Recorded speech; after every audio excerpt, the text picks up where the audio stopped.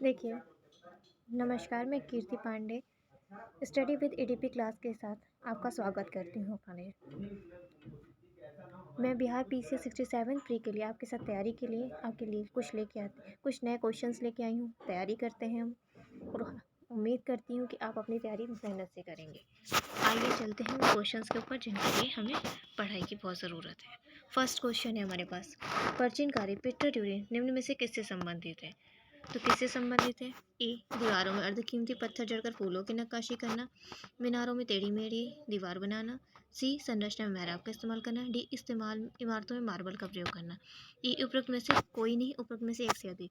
तो इसका right answer है ए, क्योंकि दीवारों में अर्धकीमती पत्थर जड़कर फूलों की नक्काशी करी जाती थी। प्राचीन कार्य को पच्चीकारी भी कहते हैं, इसलिए आप लोग कभी कंफ्यूज मत होइएगा। दीवारों में अर्धकीमती पत्थर जड़कर फूलों की नक्काशी करने से संबंधित है, ठीक है। और ये सर्वप्रथम एतमाद उद दौला के मकबरे में किया गया था और इस मकबरे का निर्माण हमारे यहाँ जहांगीर की पत्नी नूरजहां ने किया था, ठीक है। आई होप हमारा आपको पहला क्वेश्चन समझ में आ गया होगा। सेकंड क्वेश्चन है, किस मुगल शासक ने चित्रकारी के लिए कारखाने बनवाए? तो जी हाँ, चित्रकारी के लिए हम लोग हमेशा से जानते हैं कि हम लोग हमेशा हुमायूं को मानते हैं कि हुमायूं ने चित्रकारी के लिए बहुत फेमस था, लेकिन हुमायूं ने चित्रकारी के लिए कारखाना नहीं बनवाया है, क्योंकि उसका कारखाने में बनाने में मदद हमारे यहाँ अकबर ने किया था, ठीक है। इसलिए ध्यान रखिएगा इस चीज़ का, विशेष करके आप लोग। अब मैं अगर आप एक्सप्लेनेशन की बात करते हैं तो मैं एक्सप्लेन भी कर दे रही हूँ। हुमायूं ने चित्रकारी के लिए कारखाना एनसीईआरटी के अनुसार निगार खाना, जबकि अन्नू मंजा की पुस्तक a critical study of Mughal painting during Akbar region के अनुसार तस्वीर खाना बनवाया था, जो उसकी पुस्तकालय से जुड़ा हुआ है। लेकिन आपको एक बात बता दूं कि बिहार लोक सेवा आयोग ने अपने उत्तर में इस बार इस क्वेश्चन का आंसर अकबर को चुना था, ठीक है। इसलिए मैंने आपको बोला कि बी आंसर। बंगाल में द्विशासन प्रणाली किसने लागू की थी? तो आपको बता दूं, बंगाल में द्विशासन प्रणाली के लिए आपके पास सामने ऑप्शन है वॉरेन हेस्टिंग्स, और बी है विलियम बेंटिक, सी है रॉबर्ट क्लाइव, डी है लॉर्ड कर्जन, और ई है उपरोक्त में से कोई नहीं। तो मैं बता दूं कि भाई भारत में द्वैध शासन जब आया था तो उस समय हमारे यहाँ के वॉरेन हेस्टिंग्स ने 1772 में कोर्ट ऑफ डायरेक्टर से दोहरी शासन प्रणाली को समाप्त कर दिया, जबकि द्वैध शासन की शुरुआत बंगाल में रॉबर्ट क्लाइव की वजह से होती है, ठीक है। रॉबर्ट क्लाइव ने बंगाल में द्विशासन प्रणाली लागू की थी 1765 में, और जबकि वॉरेन हेस्टिंग ने इसे बंद करा दिया था, ठीक है। अब आप लोगों को समझ में आ गया होगा। चौथा, इनमें से किसने 1893 में शिकागो में आयोजित धर्म संसद में भाग लिया है? किसने लिया होगा? दयानंद सरस्वती, बी हमारे पास है, स्वामी विवेकानंद, सी है महात्मा गांधी, डी राजा राम मोहन राय, ई उपरोक्त में से कोई नहीं, उपरोक्त में से एक से अधिक। भाई बचपन से हम लोग एक कहानी सुनते आ रहे हैं कि स्वामी विवेकानंद जी शिकागो गए थे और उन्होंने वहाँ पे भारतीय संस्कृति का, पश्चिमी भाग के भारतीय संस्कृति का बहुत ही अद्भुत भाषण दिया था, और उसके बाद उन्होंने काफ़ी पार्लियामेंट ऑफ रिलीजन में ये भाषण अपना दिया गया था उनके द्वारा, ठीक है, और बहुत ही प्रभावकर तरीके से प्रस्तुत किया था, जिसके पश्चात उन्होंने अमेरिका और इंग्लैंड में भ्रमण किया और हिंदू धर्म का बहुत ही अच्छा प्रचार प्रसार किया था, ठीक है। स्वामी जी ने हिंदू धर्म के इस पक्ष में मुझे मत छोड़ो की बहुत भत्सना दी थी, और 1893 में और इन्होंने ही 1897 में रामकृष्ण मिशन की भी स्थापना की है। इसलिए इस बात को ध्यान रखिएगा कि स्वामी विवेकानंद जी ने ही रामकृष्ण मिशन की स्थापना 1897 में की थी, और 1893 में शिकागो गए थे, वहाँ पे पार्लियामेंट ऑफ रिलीजन में इनका सुप्रसिद्ध भाषण भी दिया गया है, ठीक है। मुझे समझ में आ रहा है कि आप लोगों को समझ में आ जाना चाहिए। अगर कोई भी कन्फ्यूज़न है या किसी को कोई चीज़ नहीं समझ में आती है, मेरी पहली वीडियो है, तो आप मुझे मैसेज के थ्रू मेरी आईडी पे आके, टेलीग्राम पे मेरा चैनल है उस पर भी आके आप मैसेज कर सकते हैं, @कीर्ति31 पांडे पर भी आप मुझे बता सकते हैं। कोई कमी रह जाए तो मुझे ज़रूर बताइएगा, जिससे कि मैं उसमें सुधार कर सकूँ, ठीक है। नेक्स्ट क्वेश्चन, 1923 में स्वराज पार्टी का गठन किसने किया? तो फर्स्ट ऑप्शन है महात्मा गांधी, बी वल्लभ भाई पटेल, सी आर दास व Motilal Nehru, D B R Ambedkar, उपयुक्त में से कोई नहीं, उपयुक्त में से एक से अधिक। जी हाँ, तो मैं आपको बता दूं, 1923 में स्वराज पार्टी का गठन हमारे सी आर दास व मोतीलाल नेहरू के द्वारा किया गया था, क्योंकि असहयोग आंदोलन के बारे में आप लोग जानते हैं, तो इसके लिए हम थोड़ा असहयोग आंदोलन के ऊपर भी ध्यान देते हैं। असहयोग आंदोलन की असफलता के बाद स्वराज पार्टी का गठन मार्च 1923 में किया गया था, और ये किसके द्वारा किया गया था तो वो भी सुन लीजिए। CR दास और मोतीलाल नेहरू ने किया था। CR दास इसमें अध्यक्ष थे और मोतीलाल नेहरू जी इसके महासचिव थे। ठीक है, CR दास जो थे वो यहाँ के अध्यक्ष बनाए गए थे और मोतीलाल नेहरू यहाँ के महासचिव थे। इस बात को बिल्कुल मत भूलिएगा। और ये आई थी कांग्रेस खिलाफत स्वराज पार्टी, पहले इसका नाम था। ठीक है, और ये असहयोग आंदोलन के सफलता के बाद स्वराज पार्टी का गठन हुआ है, इस बात को ध्यान रखिएगा। ठीक है, हमारा नेक्स्ट क्वेश्चन है प्रसिद्ध नाटक नील और दर्पण, सॉरी ऊपर जाते हैं। हाँ, प्रसिद्ध नाटक नील दर्पण, जिसमें इंडिगो की खेती करने वाले किसानों का दमन का चित्रण किया गया है, की रचना किसने की? तो भाई किसने की होगी, आप लोग थोड़ा सोचिए और फिर मुझे बताइए। तब तक मैं देखिए, पहला ऑप्शन है आपके पास शरद चंद्र चटर्जी, बी है रविन्द्रनाथ टैगोर, सी है बारेंद्र घोष और डी है दीनबंधु मित्र, और ई है उपयुक्त में से कोई नहीं, या उपयुक्त में से एक से अधिक। तो मैं आपको बता दूं कि इसका राइट आंसर है हमारे पास दीनबंधु ने किया था। क्यों किया था, आइए हम उसके ऊपर थोड़ा जाते हैं। आपको मालूम होगा 1857 के विद्रोह में बाद बंगाल में एक नील विद्रोह हुआ था, जो 1859 से 1860 के बीच हुआ है। ठीक है, और नील विद्रोह की शुरुआत बंगाल के नदियों जिलों के गोविंदपुरी गांव से हुई थी। ठीक है, ये भी आपको समझ में आ गया होगा कि इसकी शुरुआत बंगाल के नदियाँ जिले के गोविंदपुर गांव से हुई थी। यह नील आंदोलन के इतिहास में अपनी मांगों को लेकर किए गए आंदोलनों में सर्वाधिक व्यापक और जुझारू विद्रोह था। बंगाल का नील विद्रोह शोषण के विरुद्ध किसानों की सीधी लड़ाई थी। अब इसको किसने किया, हम बात करते हैं। 1859 में उत्पीड़ित किसानों ने अपने खेतों में नील ना उगाने का निर्णय लेकर बागान मालिकों के विरुद्ध विद्रोह कर दिया। 1860 तक नील आंदोलन नदिया, पाबान और खुलना, ढाका, मालदा, दिनाजपुर आदि क्षेत्रों में फैल गया। किसानों के एकजुटता के कारण बंगाल के 1860 तक सभी नील कारखाने बंद तो कर दिए गए। ठीक है, इसमें हिंदू पैट्रियार्क के संपादक हरिश्चंद्र मुखर्जी की विशेष भूमिका रही। नील बागान मालिकों के अत्याचारों को खुला चित्रण दीनबंधु मित्र ने अपने नाटक नील दर्पण में किया गया। ठीक है, दीनबंधु मित्र ने अपने नाटक नील दर्पण में इसका पूरा प्रस्तुत किया। अब आप सब समझ गए होंगे कि प्रसिद्ध नाटक किसके द्वारा किया गया था और ये विद्रोह क्यों जुड़ा था। भाई सब लोग, आप लोग समझ गए। अगर किसी प्रकार की कोई चीज़ नहीं समझ में आती तो आप मुझसे दोबारा एक्सप्लेनेशन मांग सकते हैं, मैं आपको दोबारा वो इसमें अपना एक्सप्लेनेशन दे दूँगी। मुझे किसी प्रकार की कोई भी दिक्कत नहीं है आपको एक्सप्लेन करने में। ठीक है, और किसी प्रकार से परेशान होने की आपको ज़रूरत नहीं है, या आवश्यकता नहीं है कि आप परेशान हो रहे हैं कि मेरा पेपर कैसे होगा, मुझे तो समझ ही नहीं आ रहा है, मैं कैसे तैयारी करूं। तो इस चीज़ों से आप बचिए। ठीक है, क्योंकि आपकी मेहनत ही आपको सफलता दिलाएगी। बस बात है आपको ध्यान से सुनने की। 7वां क्वेश्चन आता है 1760 का प्रसिद्ध वांडी वर्ष का युद्ध अंग्रेजों द्वारा किसके खिलाफ लड़ा गया? तो फर्स्ट ऑप्शन है फ्रांसीसी, सेकंड है स्पेन, सी है मैसूर, डी है कर्नाटक, ई है उपरोक्त में से कोई नहीं, या उपरोक्त में से एक से अधिक। तो जी 7वां का ए आंसर होगा हमारा फ्रांसीसी। फ्रांसीसी क्यों? 18वीं शताब्दी में भारत में लड़े गए पहला अंबर युद्ध होता है, दूसरा हमारा प्लासी युद्ध हुआ था, और चौथा हमारा बांडीवाश युद्ध हुआ था, और चौथा बक्सर युद्ध हुआ था। आप ये क्रम से याद रखिएगा, क्योंकि ये 18वीं शताब्दी के युद्ध हैं जो सीरीज से हैं। पहला युद्ध अंबर युद्ध हुआ था, प्लासी युद्ध हमारा जून 1757 में हुआ है, और बांडीवाश युद्ध जनवरी 1760 में हुआ है। ठीक है, और ये क्रम हमेशा पूछा भी जाता है। और लास्ट हमारा बक्सर का युद्ध रहा है अक्टूबर 1764 में। क्रम को बहुत ध्यान से रखिएगा, बिल्कुल भी कंफ्यूज मत होइएगा, अदरवाइज आपका गलत हो जाएगा। ठीक है, निम्न में से किस अधिनियम के ने भारत में पृथक 1 मिनट पृथक निर्वाचक मंडल का आरंभ किया?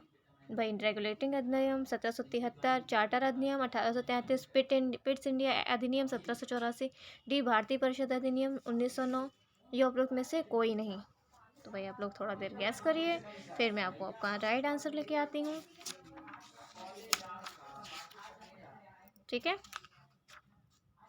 कुछ समझ में आया आप लोगों को कि नहीं आया?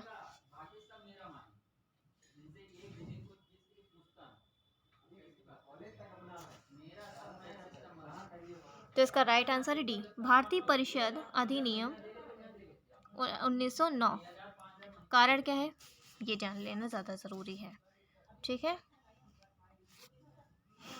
भारतीय परिषद अधिनियम 1909 मिंटो मार्ले सुधार 1909 द्वारा ब्रिटिश भारत में सांप्रदायिक प्रतिनिधित्व की व्यवस्था की, जिसके अंतर्गत मुसलमानों के लिए पृथक निर्वाचन मंडल की व्यवस्था करना था। पृथक निर्वाचक आयोग बना किसके लिए था भाई? मुसलमानों के लिए बनाया गया था, जिसमें उनको पृथक निर्वाचक मंडल की व्यवस्था करनी थी। ठीक है।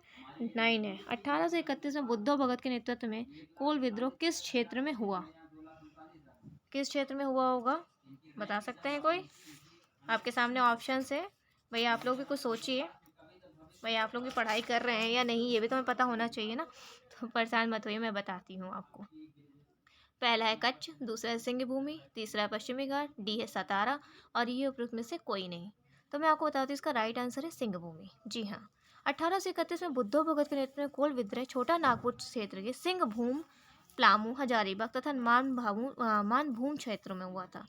जी हाँ, ये क्रम आपको याद रखने पड़ेंगे, जिसका पहला क्षेत्र है सिंहभूम, दूसरा है प्लामू, तीसरा हजारीबाग तथा मानभूम क्षेत्रों में हुआ था। आई होप आप अपनी तैयारी को ध्यान रख रहे होंगे। 1 मिनट, सॉरी। हाँ, बिहार के 1857 के विद्रोह का नेतृत्व किया गया, किसके द्वारा किया गया, ये हमारे लिए ज़्यादा ज़रूरी है जानना। पहला है ऑप्शन नाना साहब और दूसरा है हमारा तात्या टोपे, तीसरा है कुंवर सिंह और चौथा है मौलवी अहमदुल्ला और ये उपरोक्त में से कोई नहीं, ये उपरोक्त में से एक से अधिक। तो मैं बताती हूँ, बिहार में 1857 के विद्रोह का नेतृत्व आरा की विशाल रियासत के वृद्ध राजपूत जमींदार कुंवर सिंह ने किया था, जो शीघ्र ही पटना के समीप दानापुर, छोटा नागपुर, रांची, पलामू आदि सहित बिहार के कई भागों में फैल गया था। और कुंवर सिंह ने बहुत ही लंबे समय तक इस युद्ध को किया था। ठीक है, बहुत ही मेहनत का काम है भाई, अपने भारत को आज़ादी दिलाने के लिए कितने लोगों ने। इसका राइट आंसर सी है। ठीक है, इसलिए आप लोग बिल्कुल भी, ठीक है, आप लोग बहुत अच्छे से पढ़ाई करिए। तो हमारे कुंवर सिंह ने इसको किया था, इस युद्ध को। आइए हम लोग नेक्स्ट क्वेश्चन की ओर बढ़ते हैं। चंपारण में इंडिगो के किसानों की दशा की ओर गांधी जी का ध्यान किसने आकर्षित किया? किसने आकर्षित किया होगा? फर्स्ट है राजेंद्र प्रसाद, बी है अनुग्रह नारायण सिन्हा, सी है आचार्य कृपलानी, डी है राजकुमार शुक्ल, ई है उपरोक्त में से कोई नहीं। तो आप लोग 2 मिनट सोचिए और फिर मुझे आंसर दीजिए कि क्या है इसका आंसर। तो आइए मैं इसका आंसर बताती हूँ, राजकुमार शुक्ल। राजकुमार शुक्ल कैसे हो सकते हैं? डी आंसर हमारा सही है। तो इसका आंसर है राजकुमार शुक्ल ने यूरोपियन नील बागान मालिकों द्वारा किसानों के शोषण की तरफ गांधी जी का ध्यान आकर्षित किया था। हाँ, ये वही नील क्रांति है जिसके बारे में भी हमने कुछ देर पहले जिक्र किया था। शुक्ल ने वर्ष 1916 में लखनऊ कांग्रेस अधिवेशन के दौरान गांधी जी से भेंट कर उन्हें चंपारण के शासनों के शोषण की कहानी सुनाई थी और ना सिर्फ सुनाई बल्कि उनसे आग्रह भी किया कि वो चंपारण आए। ठीक है, हमारा नेक्स्ट क्वेश्चन है, हम उस पर आते हैं। 12वां क्वेश्चन है, प्राचीन महाजनपद मगध की प्रथम राजधानी कौन सी है?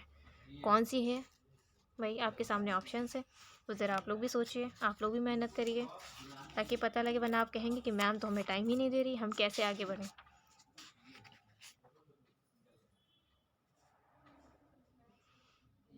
पाटलिपुत्र, वैशाली, चंपा, अंग और उपयुक्त में से कोई नहीं। तो देखिए, प्राचीन महाजनपद में पहले तो आप मगध की हिस्ट्री को जान लीजिए, क्योंकि क्या है ना, कन्फ्यूज़न बहुत है मगध में। देखिए, मगध की जो पहली राजधानी थी वो गिरिव्रज थी। ठीक है, फिर बाद में उसे हमारे राजा उदयन जी ने पाटलिपुत्र को दूसरी राजधानी बनाया, चेंज कर दिया था, गिरिव्रज को उन्होंने पाटलिपुत्र में शिफ्ट किया। फिर जो गुप्त काल तक मगध की राजधानी बनी रही। फिर मगध साम्राज्य पर शासन करने वाले जो प्रथम राजवंश आए के विषय में बौद्ध ग्रंथ में पुराणों में अलग अलग विवरण भी कर दिया गया। पुराणों के अनुसार मगध पर शासन करने वाला पहला राजवंश बृहदत्त वंश था और इस वंश का पहला राजा जरासंध था। ठीक है, राजा जरासंध ने ही गिरिव्रज को अपनी पहली राजधानी बनाई थी। इसलिए ये याद रखिएगा, प्राचीन महाजनपद मगध की प्रथम राजधानी हमारा गिरिव्रज था और दूसरी राजधानी उदयन ने पाटलिपुत्र को बनाया है। ठीक है, इस ऑप्शन में कहीं पर भी पाटलिपुत्र हो नहीं सकता क्योंकि सेकंड थी, बाकी ऑप्शंस उस समय में थे नहीं। तो हमारा जो ऑप्शन है वो यहाँ दिया नहीं है, इसलिए हम इसके लिए राइट आंसर ई रखेंगे। ठीक है, कंफ्यूज नहीं होएगा कि ये आंसर कैसे हो सकता है, क्योंकि बहुत से लोगों को रहता है कि पाटलिपुत्र आंसर हो सकता है, तो पाटलिपुत्र आंसर नहीं है, इस बात का ध्यान रखें। ठीक है, ठीक है। अब हम आते हैं अपने क्वेश्चंस पे स्वामी सहजानंद के लिए, है ना। स्वामी सहजानंद जी किससे संबंधित थे, किससे संबंधित थे, तो आते हैं हम लोग सहजानंद किससे संबंधित हो सकते हैं, बिहार में जनजातीय आंदोलन से, या बिहार में मजदूर आंदोलन से, या बिहार में किसान आंदोलन से, या बिहार में जातीय आंदोलन से, या उपयुक्त में से कोई नहीं। ठीक है, तो मैं बताती हूँ, इसका राइट आंसर होगा हमारे पास स्वामी सहजानंद जी संबंधित थे हमारे यहाँ बिहार के किसान आंदोलन से। Right answer is C. क्यों थे, अब ये जानना हमारे लिए। स्वामी सहजानंद ने बिहार प्रांतीय किसान सभा की स्थापना भी की है।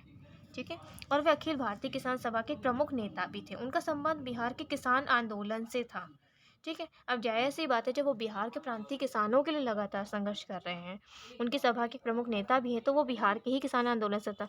इनके कृषि सुधार कार्यक्रम का वास्तविक लक्ष्य जमींदारी प्रथा का उन्मूलन तथा कृषकों को उनका मालिकाना अधिकार दिलाना था, और इनकी समर्पित सेवाओं के कारण इन्हें किसान प्राण भी कहा जाता है। ठीक है, ध्यान रखिएगा, किसान प्राण भी किसे कहा जाता है, स्वामी सहजानंद जी को। अब हम आते हैं अपने नेक्स्ट क्वेश्चन के ऊपर। निम्न में से कौन सा भारत में गांधी जी का प्रथम सत्याग्रह आंदोलन था जिसमें उन्होंने सविनय अवज्ञा का प्रयोग किया। कौन सा आंदोलन हो सकता है, तो आइए, पहला ऑप्शन है चंपारण, दूसरा है खेड़ा, और तीसरा है अहमदाबाद, और डी है रॉलेट सत्याग्रह, और ई है उपयुक्त में से कोई नहीं। जी, तो आप लोग सोचिए थोड़ी देर, तब तक मैं आपके लिए फिर से आंसर लेके आती हूँ।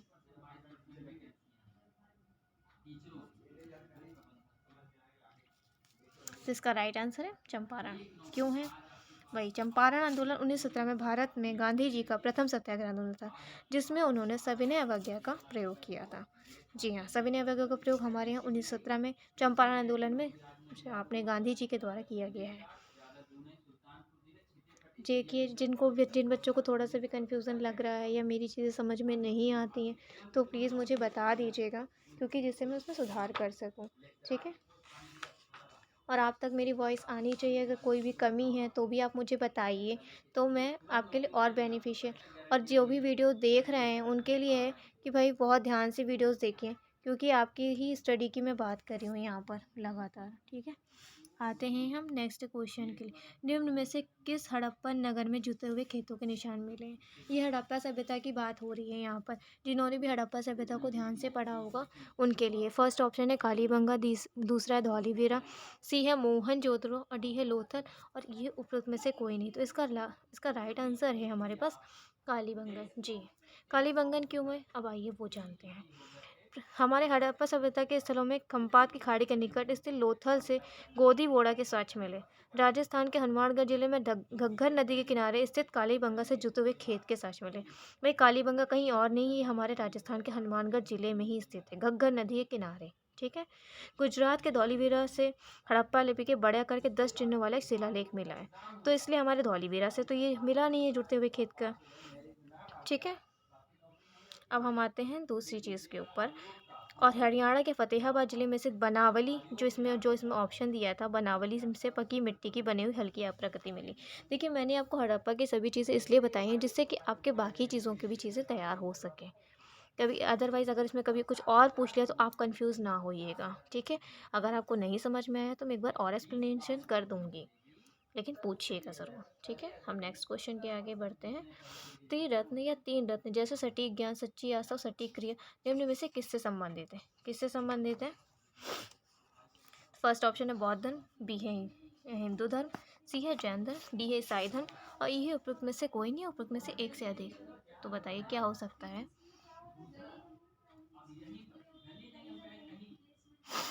सी होगा। क्यों होगा, बौद्ध धर्म, हिंदू धर्म, जैन धर्म, तो भाई त्रिरत्न हमारे जैन धर्म से ही आए हैं।